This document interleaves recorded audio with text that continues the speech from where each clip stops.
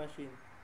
A Turing machine is an abstract machine that manipulates symbols on a strip of tape according to a table of rules. To be more exact, it is a mathematical model that defines such a device, despite the model's simplicity given any computer algorithm. A Turing machine can be constructed as capable of simulating that algorithm's logic. Turing machine proves fundamental limitation on the power of mechanical computation. Problems that computer cannot solve. Programs that print hello world. This is one example of a program that can print hello world by the use of printf. Next is this program. This program also prints hello world, but it takes an input. Let's call it input n, and it looks for positive integer solution to the equation given by the program. If it finds one that suits for the equation, it will print hello world. If it never finds integer satisfying the equation, then it continue searching forever and never prints hello world. The hypothetical hello world tester. This hello world tester is a test to show that program H, this H doesn't exist. We see here input I and program P, and it tells whether P with input I prints hello world. In particular, the only output H makes is either to print the 3-character yes or to print the 2 characters no. It always does one or the other. If a problem has an algorithm like H that always tells correctly whether an instance of the problem has answered yes or no, then the problem is said to be decidable. Otherwise, the problem is undecidable. Our goal is to prove that H doesn't exist. The hello world problem is undecidable. So, we now assume that the program H exists. Our first modification is to change the output no, which is the response that H makes when its input program P does not print hello world, as it first input in response to input I. As soon as H prints N, we know that it will eventually follow with an O. Thus, we can modify any printf statement in H that prints N to instead print hello world. As a result, the new program, which we call H1, behaves like H, except it prints hello world exactly when H would print no. This is the second tester, another program which we call H1, and that's the function, behave like H1 but says hello world instead of no. And our next transformation on the program is this. Since we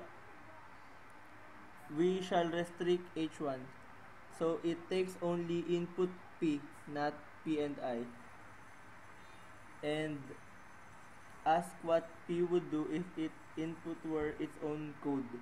What would H1 do on input P as program and P as input I as well? The modification we must perform on H1 to produce the program H2 is here.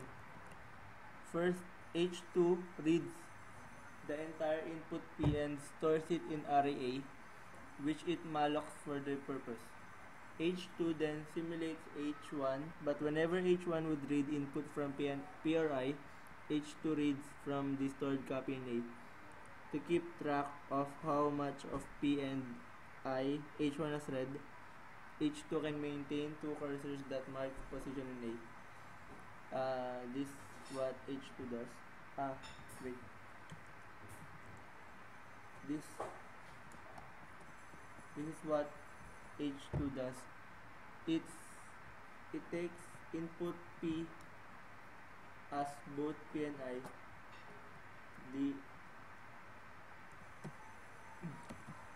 And the next one, we are ready to prove this H2 does not exist.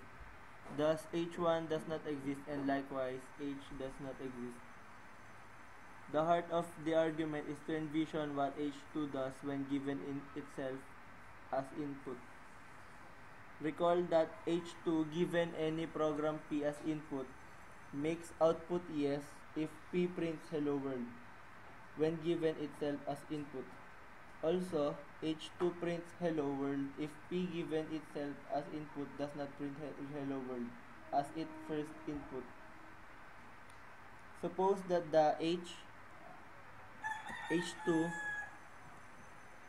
represent by the box here makes the output yes.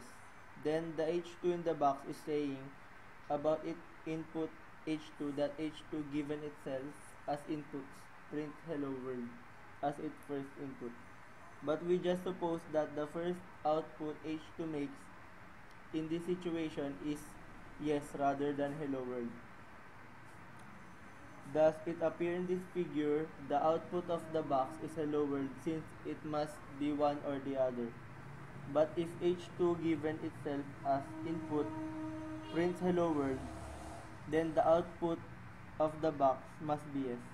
Whichever output we suppose H2 makes, we can argue that it makes the other output. This situational is paradoxical, and we conclude that H2 does not exist. As a result, we have contradicted the assumption that H exists. That is, we have proved that no program H can tell whether or not given program P with input I prints hello world as per first input. Next. Reducing one problem to another. We are avoiding a paradoxical problem, and this formula can reduce one problem to another. In order to make a proof that this problem, we call problem 1, problem 2. In order to make a proof that problem P2 is undecidable, we have to invent a construction represented by the square box that converts instance of P1 to instance P2 that have the same answer. That is, any string in language P1 is converted to some string in the language P2, and any string over the alphabet of P1 that's not the language P1 is converted to a string that is not the language P2. Once we have this construction, we can solve P1. If we could solve problem 2, then we could use its solution to solve problem 1.